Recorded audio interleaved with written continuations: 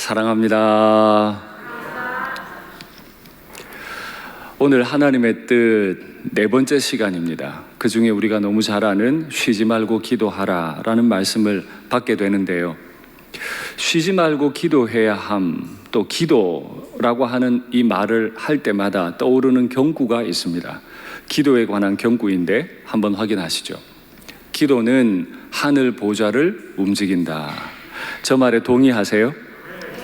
여호수아가 가나안 전쟁을 할 때 시간이 모자라니까 하늘의 해와 달을 향해 명령했습니다. 해와 달아 멈추거라. 그랬더니 실제로 해와 달이 멈추었었어요. 정말 기도는 하늘 보좌를 움직인다는 말이 맞습니다. 그런데요, 진짜 아픈 말도 있습니다. 기도를 잘못함으로 인해 겪게 되는 진짜 아픈 말도 우리가 우리의 마음에 새겨야 할 줄로 압니다. 그 아픈 말을 한번 보시죠. 새벽 기도 때 힘 얻어 싸운다. 한국의 교회들이 많이 싸워요. 새벽에 힘 얻어 싸워요. 새벽에 기도하며 성령 충만했는데 그 힘 가지고 싸워요.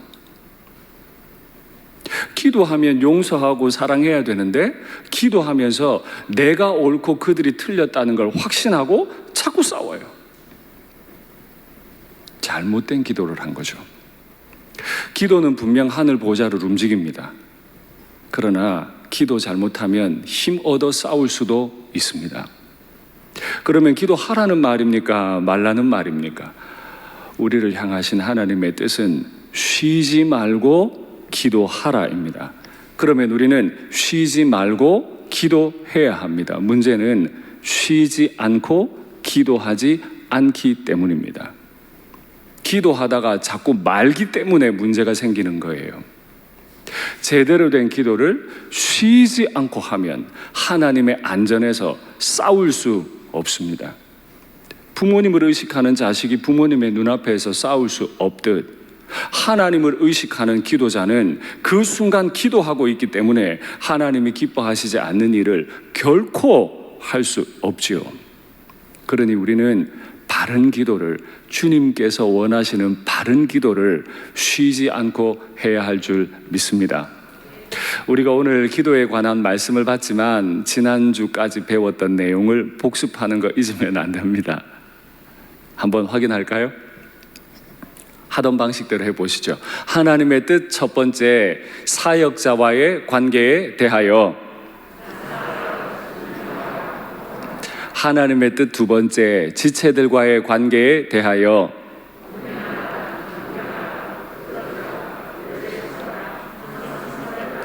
하나님의 뜻 세 번째, 개인 경건에 대하여 항상 기뻐하라. 그리고 이제 오늘 받을 말씀입니다. 쉬지 말고 기도하라.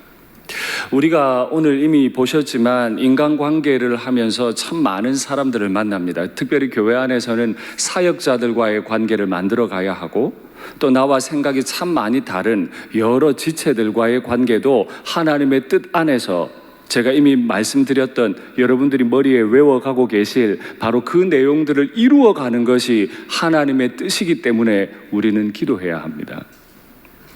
우리가 끊임없이 사람들을 만나기 때문에 반드시 해야 할 것, 우리가 해야 할 것 두 가지가 있습니다. 첫 번째는 지난주에 말씀드렸는데 고린도후서 12장 12절에서 사도 바울이 자신이 참된 하나님의 사도인 표가 있었는데 그 표가 뭐라고 설명을 드렸죠? 사도가 된 표를 가진 것은 내가 너희 가운데 있을 때 모든 참음과 표적과 기사와 능력을 행한 것이니.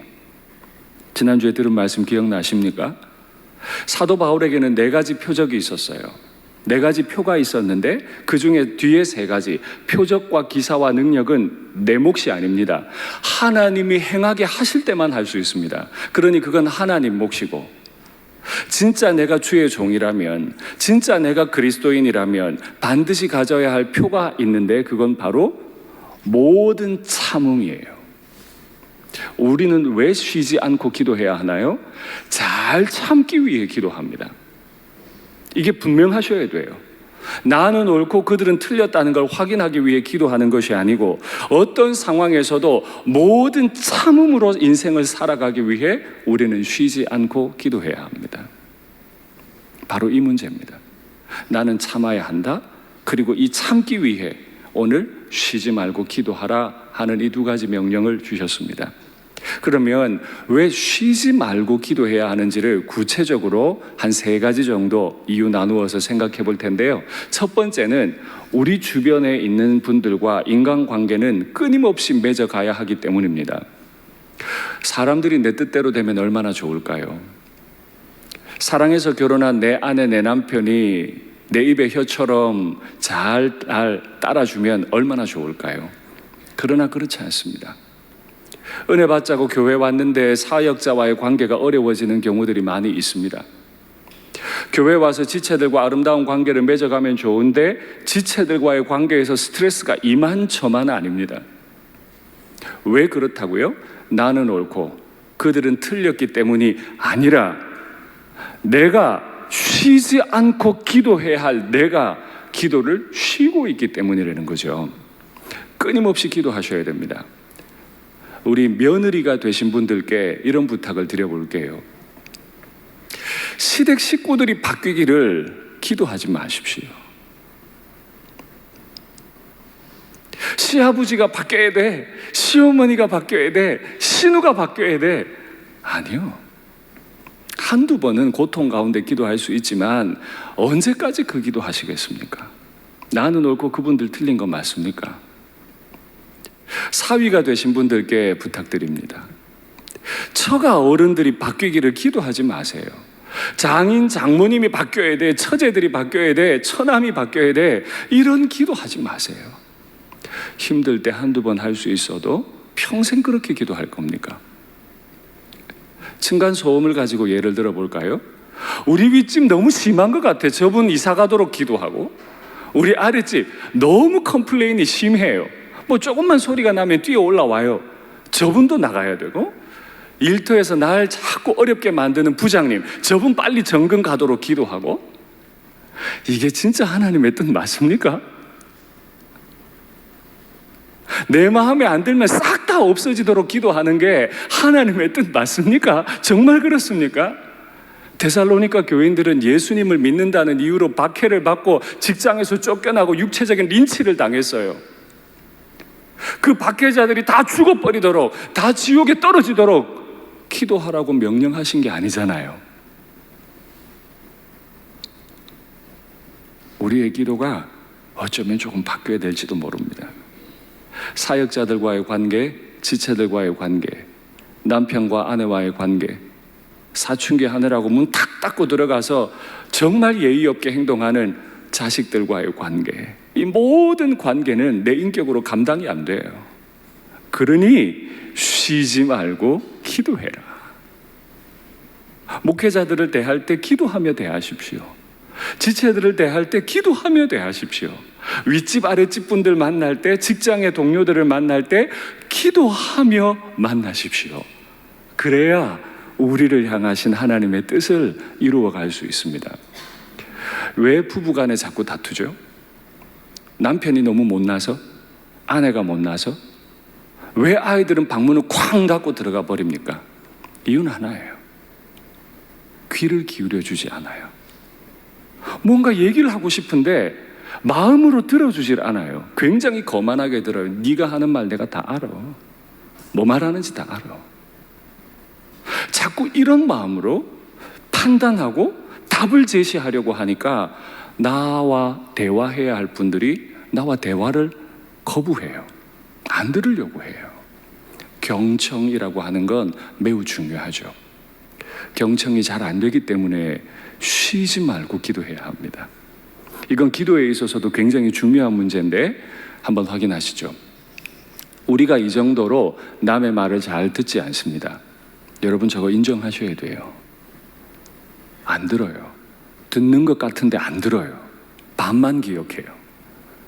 누가 뭔가 말하려고 하고 기도 부탁을 해도 우리는 다른 사람의 감정, 생각, 형편에 귀 기울이지 않습니다. 그래 뻔한 기도지. 그래 그 기도 아니야. 이렇게 들으면 안 된다는 거예요. 뭔가 얘기하려 할 때 진짜 감정이 상해 있구나, 아프구나, 두렵구나, 힘들구나, 외롭구나, 지금 나한테 좀 기대고 싶구나. 감정, 생각, 형편에 귀 기울이지 않아요. 이게 습관이 안 돼 있어요. 끊임없이 자기 얘기만, 내 말 좀 들어봐. 내가 말했잖아. 자꾸 이렇게 한다는 거예요. 그래서 사역자와의 관계가 어려워지고, 그래서 지체들과의 관계가 어려워지고, 그래서 사랑해서 결혼한 부부 관계가 자꾸 어려워져요. 그런데 문제는 그 다음입니다. 그런데 하나님과 우리 사이는 더 심각합니다.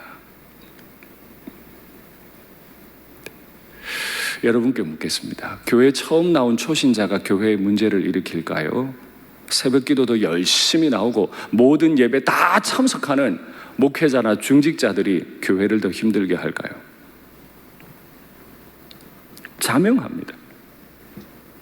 가정의 문제를 일으키는 것은 초등학교 1학년 어린 자식이 아닙니다. 경제권을 가진 아버지, 어머니, 가정은 이래야 돼, 인생은 이래야 돼 라고 주장하는 아빠, 엄마에 의해 가정의 문제가 일어날 때가 대부분이죠. 왜요? 듣지 않아요. 새벽 기도 열심히 나와서 눈을 딱 감으면 마칠 때까지 어제와 기도가 동일해요. 그래서 새벽 기도 왔다가 기도 마치고 눈 딱 뜨면요, 희한하게 딱 그 시간이에요. 분명히 환경은 바뀌고 기도 제목도 바뀌는데 내가 눈 뜨는 시간은 정확히 그 시간에 딱 뜹니다. 그만큼 내 기도가 화석화되어 있어요. 주님 앞에 엎드려서 주님의 마음으로 눈물 흘려야 되는데 그 기도가 없어요. 내가 하고 싶은 말만 일방적으로 하나님 이거 해주세요, 저거 해주세요, 이 사람 바꾸시고 저 사람 바꾸시고 다 늘어놓고 그냥 가요. 지극히 크신 하나님의 음성을 듣는 연습을 안 하니 내 앞에 있는 만만한 사람에 대해서 경청할 이유가 있습니까? 하나님 음성 듣는 연습도 안 하는데 나와 생각이 좀 다른 사람의 음성에 귀를 기울일 연습이 되겠습니까? 그래서 하나님이 쉬지 말고 기도해라, 경청해라 하는 뜻입니다. 하나님의 음성을 듣기 위해 고요하십시오. 내일부터 이제 새벽 기도와 금요 기도회가 열리는데 그 자리에 나오셔서 이거 해주세요, 저거 해주세요 뿐만 아니라 나를 해석하시는, 나에게 말씀하고 싶어 하시는 그 칼날 같은 하나님의 음성을 들으려고 정신을 바짝 차려 보십시오. 전혀 새로운 눈물이 흐를 겁니다. 내가 서러워서, 내가 힘들고 어려워서 운 거 말고 하나님이 나 때문에 우시는 그 눈물 때문에 죄스러워서 울어보신 게 언제세요? 이 죄인을 용납해 주신 사랑에 감격해서 눈물을 흘려본 게 언제세요? 그 기도를 쉬지 말라는 거죠. 그 기도를 쉬지 말라는 거죠. 하나님 앞에서 나를 부인하는 기도를 쉬지 말라는 거죠. 두 번째, 우리가 왜 쉬지 말고 기도해야 되냐? 그건 바로 마귀가 실제한다면 그 마귀가 우리 영혼에 죄를 넣어두는 일을 쉬지 않기 때문입니다. 분명히 기억하십시오. 우리의 신분은 죄인입니다. 하나님이 용서해 주셔서 의인이라 법정적으로 칭함은 받았지만은 윤상동 목사는 죄인입니다. 이 순간 이 강단에서 거룩한 말을 하지만 사실 예배 드릴 때도 우리는 죄를 지을 수 있는 죄인에 불과합니다. 내가 죄인이 맞고 마귀가 실제한다면 그 마귀는 언제든 제 영혼 속에 유혹하는 죄를 집어넣을 겁니다. 그걸 분별하고 이겨야만 합니다. 그걸 이기기 위해 매 순간 기도하는 거예요. 새벽 기도 자리에서만 기도하는 게 아니고 모든 일을 할 때 매 순간 하나님 의식하고 내가 죄인임을 의식하기 위해, 죄의 유혹을 분별하기 위해 계속 기도해야 되는 거죠. 이게 데살로니가 교인들에게 주신, 또 우리에게 주신 하나님의 뜻입니다. 지난주에 제가 C.S. 루이스의 책 스크루테이프의 편지를 소개했는데 오늘은 개인 기도라고 하는 책을 소개하겠습니다. 한번 확인하시죠. 무시무시한 말입니다. 기도할 때 어떻게 해야 되는지를 설명하는데, 하나는 하나님을 나타내는 모호한 빗덩어리이고, 아주 불경한 단어로 썼죠. 지금 하나님을 나타내는 모호한 빗덩어리, 다른 하나는 내가 나라고 부르는 가상의 존재, 이 두 가지를 제거해야 된다는 거예요. 진짜 기도하기 원하면 내가 하나님을 나타내는 모호한 빛, 이거 쉬운 말로 바꾸면 하나님은 이런 분이셔, 하나님은 이런 분이야 라고 내가 정의를 내린 거 있죠. 그거를 없애야 돼요. 무서운 말입니다. 내가 평생 신앙생활하며 알아왔던 그 하나님에 대한 인식을 지워야 돼요. 두 번째, 내가 나라고 부르는 가상의 존재. 내가 나를 부를 때 쇳덩어리라고 부릅니까? 내가 쇳덩어리인데 어떻게 한 남편의 아내가 되고 한 아내의 남편이 돼요? 내가 쇳덩어리라고 생각하면 결코 아내에게 남편에게 소리 높일 수 없죠. 그런 가상의 나를 다 제거하려는 거예요. 하지만 나는 그 상태로 들 수가 없네.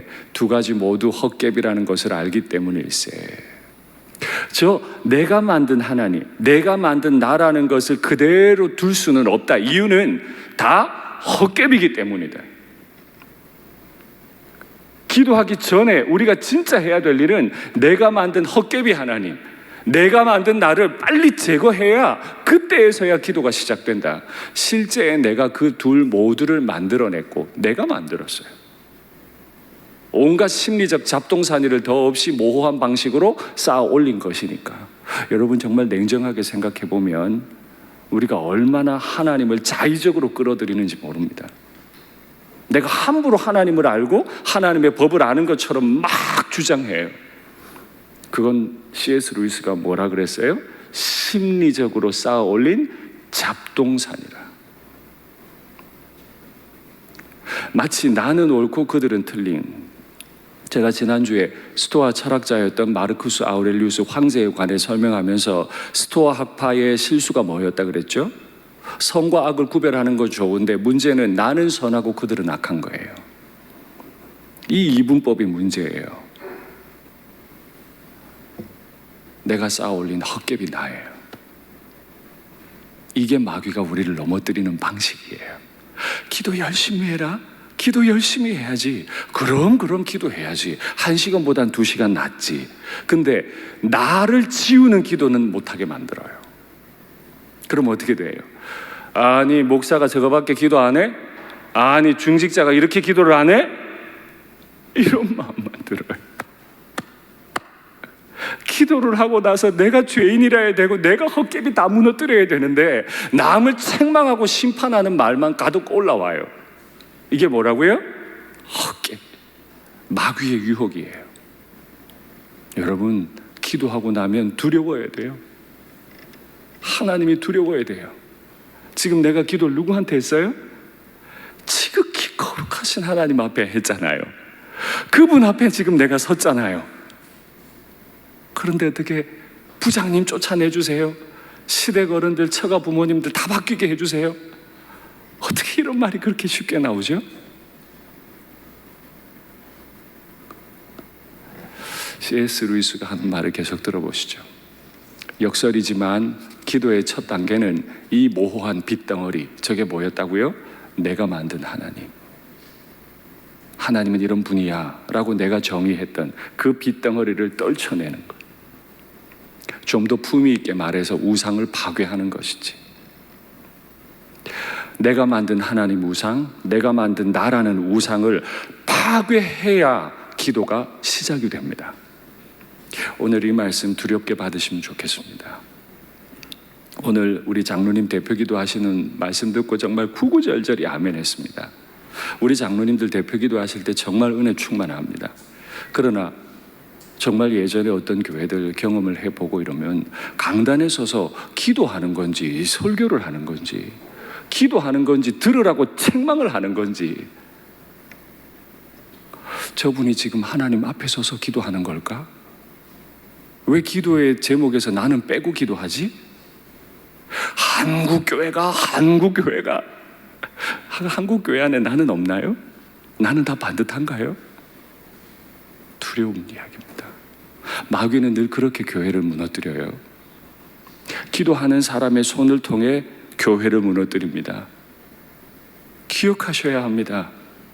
기도 한 번 안 하는 초신자들이 교회 무너뜨리는 게 아니고 늘 새벽 기도 나오고 늘 금요 기도에 나오고 예배 한번 안 빠지는 분의 손을 통해 그들이 많은 경우 목회자이고 많은 경우 중직자들의 손을 통해 기도하신다는 분들의 손을 통해 마귀는 교회를 허물어뜨립니다. 주의하셔야 합니다. 기도할 때 나를 먼저 허물어뜨리지 않으면 마귀의 유혹에 넘어갈 가능성이 매우 높습니다. 그러니 오늘 이 말씀을 주의 깊게 들으십시오. 세 번째, 우리가 쉬지 말고 기도해야 할 이유는 우리를 세상으로부터 부르시고 다시 세상으로 보내시는, 우리에게 일을 시키기 원하시는 주님께서 일을 쉬지 않으시기 때문입니다. 주님은 단 한순간도 쉬지 않고 이 땅을 위해 일하고 계십니다. 그리고 그 일을 나를 통해 이루기 원하시죠.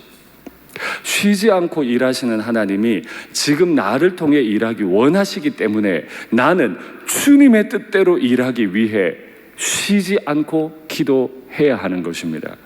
그런데 많은 경우에 그리스도인들이 하나님의 뜻대로 일하지 않습니다. 내가 아는 대로, 내 지식대로, 내가 어디서 들은 대로, 내 확신대로 말하고 일하려 합니다. 그대로 안 되면 잘못됐다고 화를 냅니다. 아닙니다. 하나님의 일을 하나님의 뜻대로 하기 위해 그 하나님이 쉬지 않으시기 때문에 우리가 매 순간 기도하는 겁니다. 이 일에 대해서도 김영봉이라고 제가 존경하는 목사님이 계세요. 참 오래전에 나온 기도에 관한 책인데 한번 확인하시죠. 올바른 기도는 하나님이 하실 일을 기도자가 떠맡는 과정이다.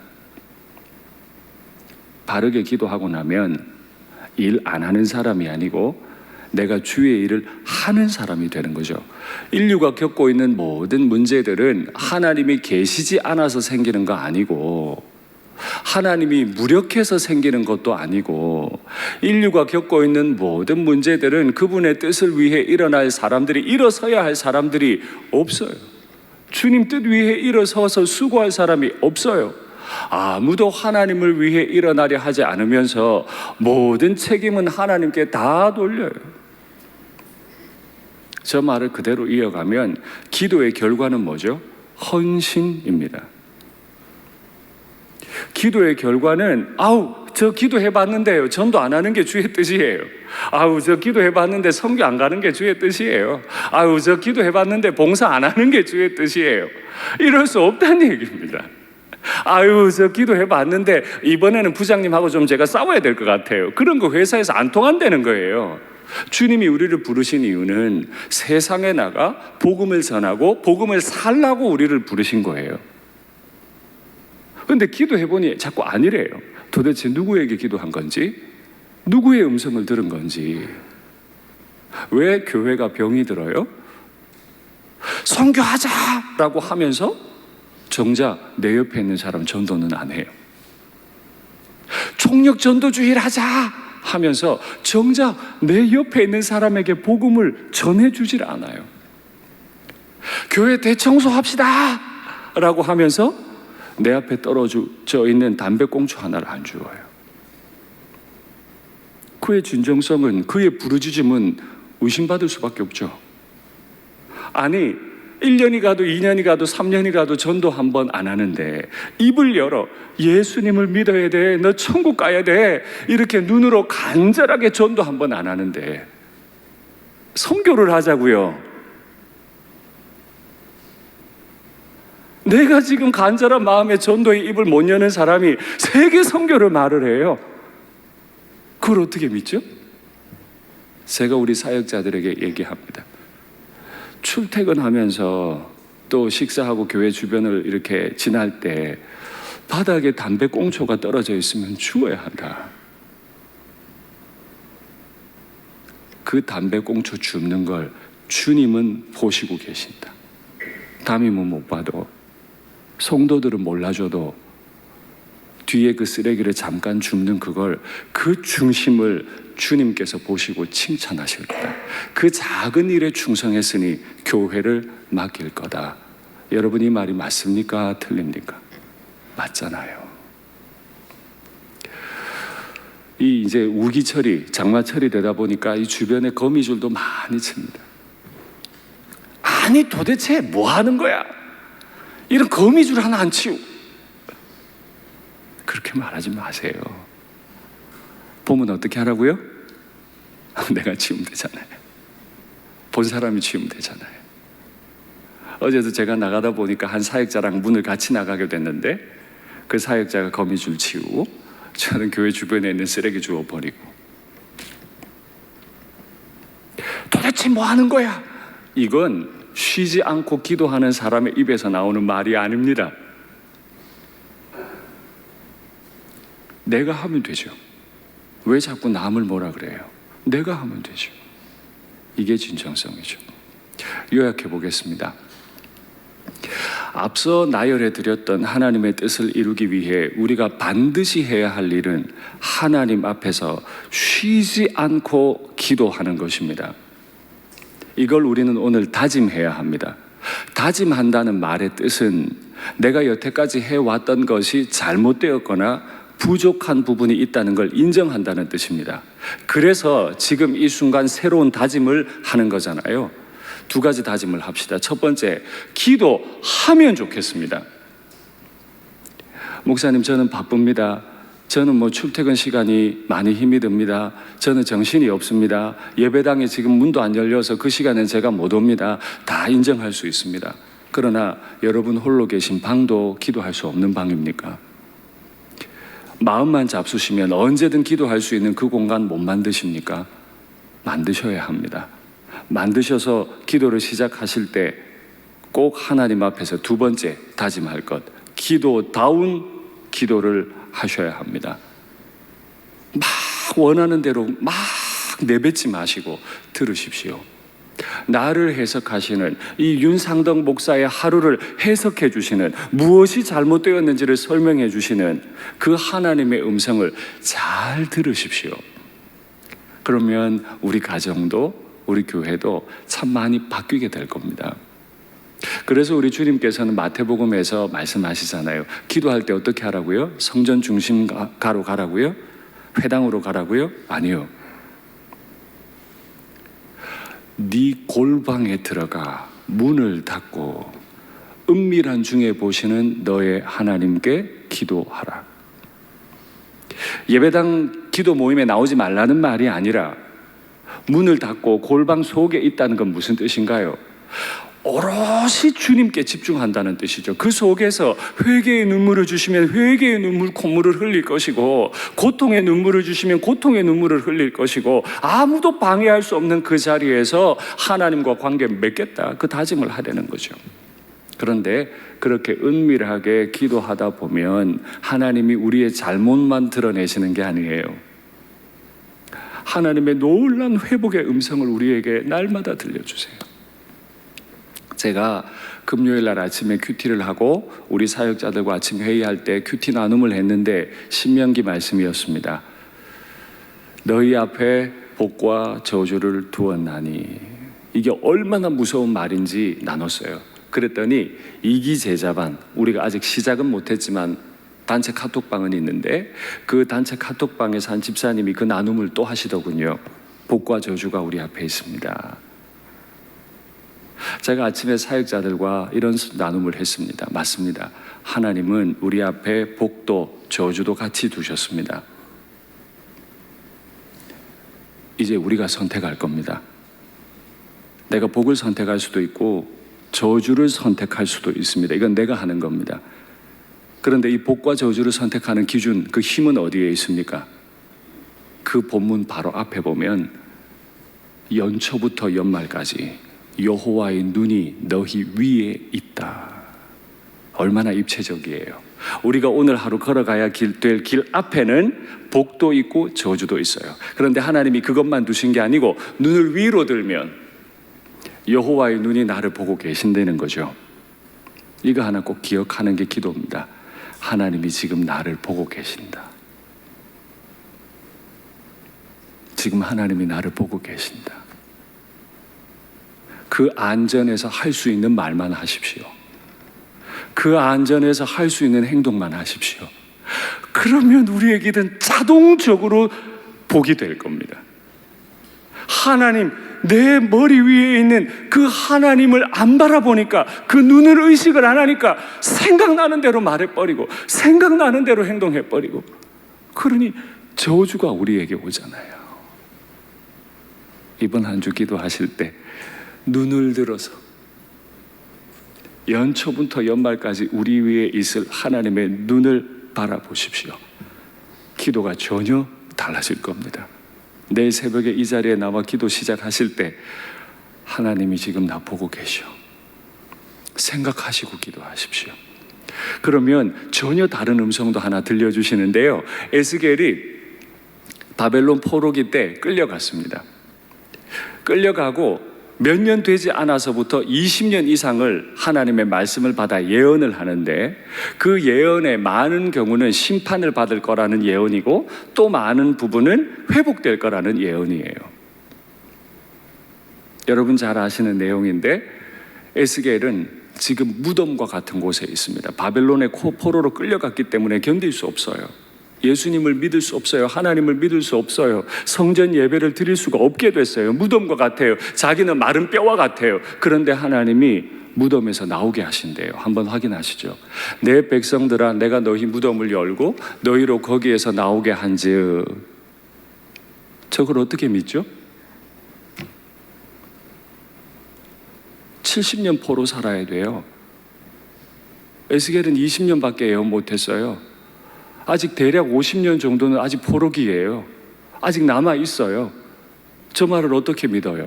아직 50년이나 깜깜무소식인데, 너희는 내가 여호와인 줄 알리라. 내가 또 내 영을 너희 속에 두어 너희가 살아나게 하고, 내가 또 너희를 너희 고국 땅에 두리니 너희를 돌아오게 하겠다는 거예요. 나 여호와가 이 일을 말하고 이룬 줄을 너희가 알리라. 여호와의 말씀이니라. 할렐루야. 여러분, 지금 에스겔을 포로로 끌고 간 사람이 누구예요? 느부갓네살 왕이에요. 세계에서 가장 유명한 왕이에요. 그 왕이 유다를 무너뜨리고 포로로 끌고 갔는데 저 말 믿어도 되는 거예요? 지금 우리 민족은 무덤에 있는 마른 뼈 신세예요. 그런데 이 마른 뼈가 살아난다고요? 무덤 속에 있는데 이 무덤에서 살려내가지고 남유다 그 땅으로 다시 돌아가게 한다고요? 언제요? 언제요? 10년이 지나고 20년이 지나도 못 돌아가고 있는데 언제 돌아간단 말이에요?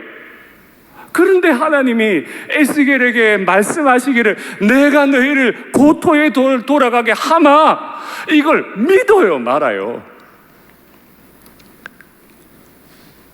이게 속이 타는 거예요. 할 거면 좀 빨리 해주세요 하나님. 열 거면 좀 빨리 열어주세요. 답답해 죽겠어요. 교회가 막 예배가 잘 못 드리게 되고 주일학교 아이들이 영상 예배를 드린다고 하지만 얼마나 형편이 어렵겠습니까? 생각하면 막 너무 답답해. 정말 답답해. 하나님 살아계시면 왜 이렇게 두십니까? 이걸 믿어요 말아요? 다른 기도는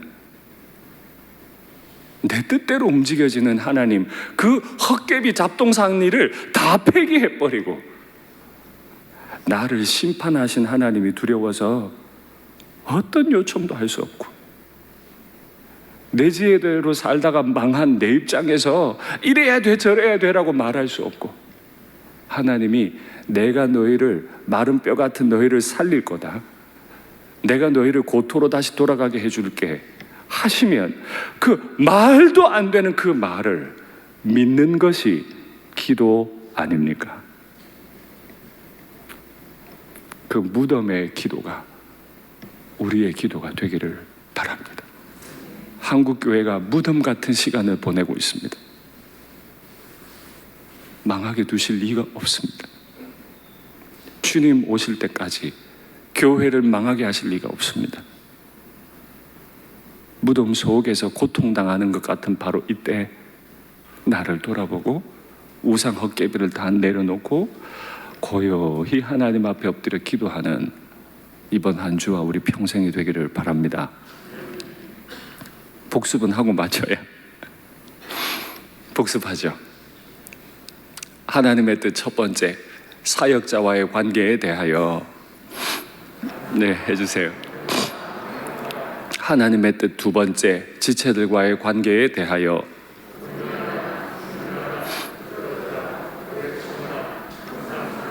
하나님의 뜻 세 번째, 개인 경건에 대하여.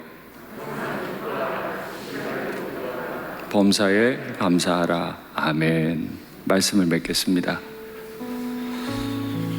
정말 무덤 같은, 무덤 속에 있는 것 같은 그런 괴로움이 있으실 겁니다.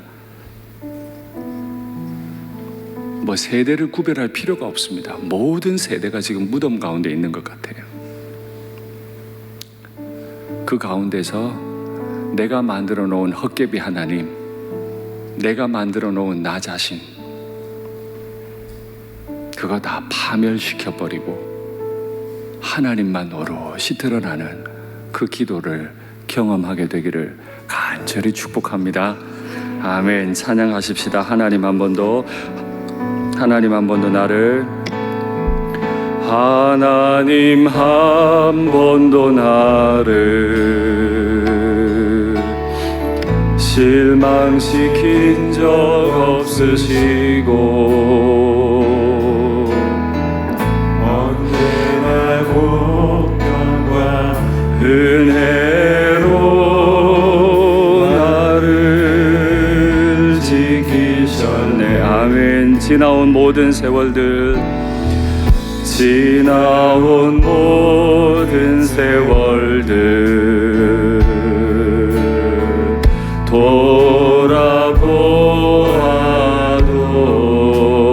돌아보아도 그 어느 것 하나 주의 손길 안 미친 것 전혀 없네. 오 신실하신 주, 오 신실하신 주, 오 신실하신 주, 내 너를 떠나지도 않으리라, 내 너를 버리지도 않으리라. 약속하셨던 주님, 그 약속을 지키사 우리가 무덤 가운데 있다 할지라도 주님은 우리를 버리지 않으실 거예요. 영원토록 나를 지키사. 오 신실하신 주, 오 신실하신 주, 오 신실하신 주, 오 신실하신 주, 내 너를 떠나지도 않으리라, 내 너를 버리지도 않으리라. 약속하셨던 주님, 그 약속을 지키사 이후로도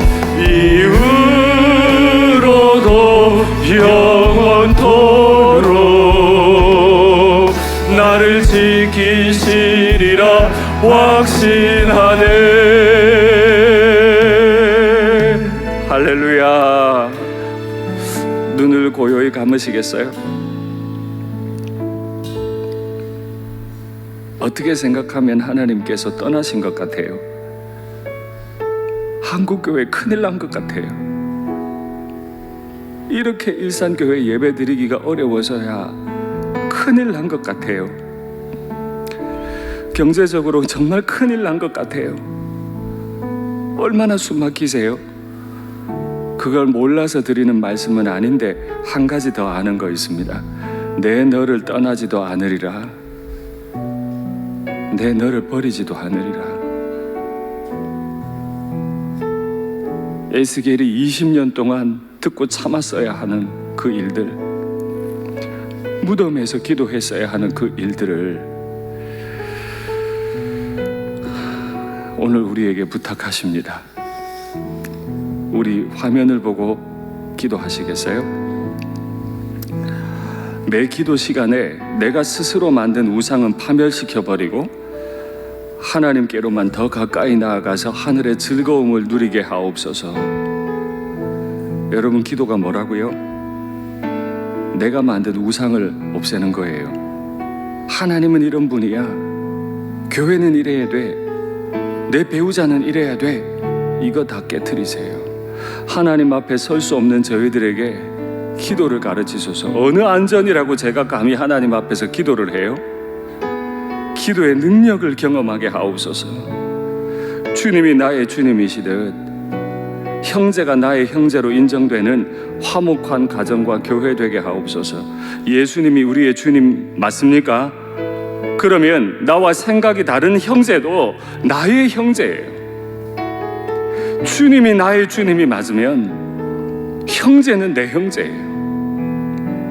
그걸 인정하면 화목한 가정, 화목한 교회가 되죠.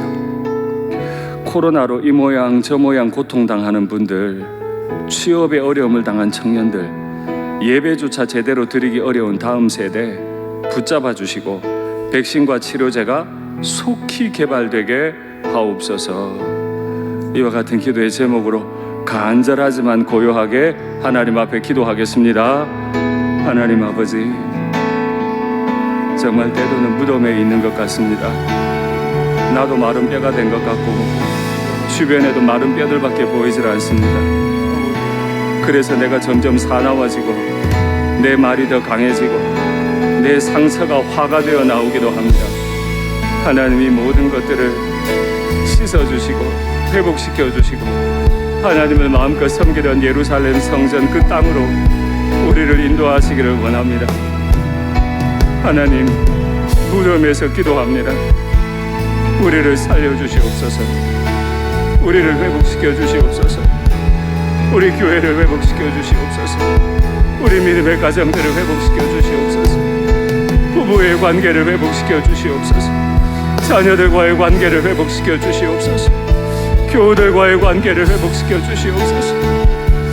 내 하루하루가 주님의 뜻만 온전히 이루는 그런 관계 되게 주여 나를 도와주시옵소서. 하나님, 우리 어린 자녀들이 예배를 못 드린 지 너무 오래됐습니다. 주일학교 선생님들을 만나 마음껏 말씀 배워야 하는데 너무 오래됐습니다. 정말 우리를 회복시키시는 건 맞습니까? 이 땅에 미래가 있고 다음 세대 안전하겠습니까? 아버지여, 아버지여, 하나님이 하실 일이오니 우리는 그저 순종하고 가겠으니 주님 우리를 도우사 사용하시고 지켜주시고 보호하여 주시옵소서. 이 나라가, 이 민족이, 이 열방에 너무 고통을 당하고 있으니 주님 속히 회복시켜 주시옵소서. 우리를 도와주시고 살려주시옵소서.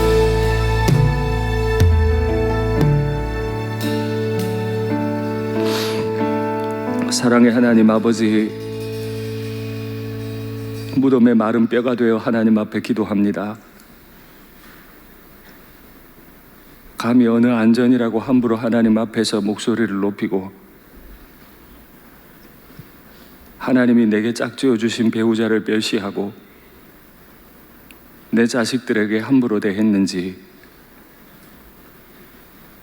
주님께서 피 흘려 사신 나의 형제들을 얼마나 많이 정죄하고 밀어냈는지 이 죄를 용서하여 주시옵소서. 이제 주님 마음으로 나를 보고 주님 마음으로 세상을 다시 바라볼 수 있도록 내 눈을 씻어주시고 새롭게 만들어 주시옵소서. 주님, 이 나라가 수많은 국민들이 고통 가운데 있습니다. 어느 때인지 알지 못하지만 우리를 회복시키실 하나님을 믿습니다. 이 고통 가운데서 에스겔처럼 견디며 기도할 수 있도록 우리를 도와주시옵소서. 주 예수님 이름으로 기도하옵나이다. 아멘.